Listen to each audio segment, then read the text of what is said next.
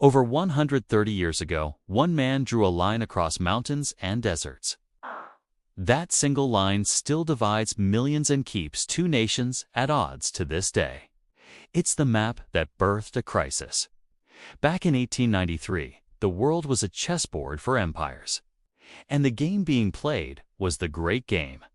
British diplomat Sir Mortimer Durand met with Afghanistan's Emir Abdur Rahman Khan to draw a frontier. But this wasn't about the people living there, it was about power. The British Empire, ruling India, was terrified of Russian expansion southward. They needed a buffer zone, a clear line in the sand to halt the Tsar's advance.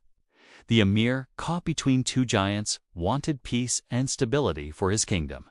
So, they struck a deal. A 2,640-kilometer line was sketched out, not for the benefit of the local tribes, but for the convenience of distant empires.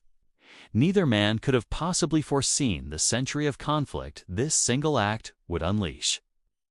The real tragedy of the Durand Line wasn't on the grand map of empires, but on the ground where people actually lived.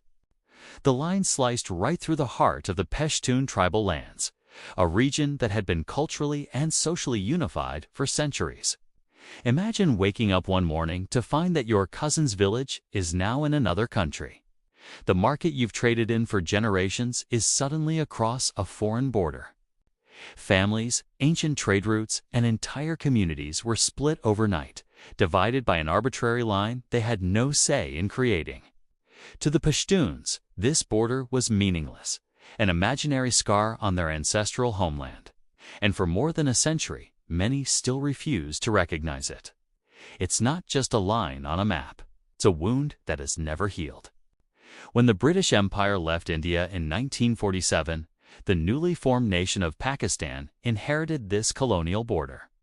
But Afghanistan immediately declared the Durand Line agreement void, arguing it was a relic of colonial pressure that they were forced to accept.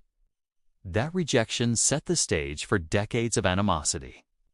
Since then, this invisible line has been a flashpoint for conflict. It fueled wars, created waves of refugees, and provided a porous, ungoverned space where militancy could thrive. Even today, the headlines are filled with news of cross-border clashes, drone strikes, and diplomatic standoffs. The tensions that flare up along this border can almost always trace their roots back to that old CONTESTED map drawn in 1893. The fence may be modern, but the conflict is historic. This is what happens when a map ignores the people.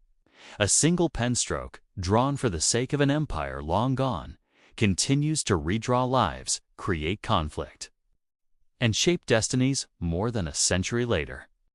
This story shows us that geography isn't just about mountains and rivers. It's about power, identity, and the lasting legacies of history. The Durand Line is more than just a border. It's a powerful reminder that lines on a map can have consequences that echo for generations. If you found this story fascinating, make sure to subscribe for more deep dives into the geography that shaped our world.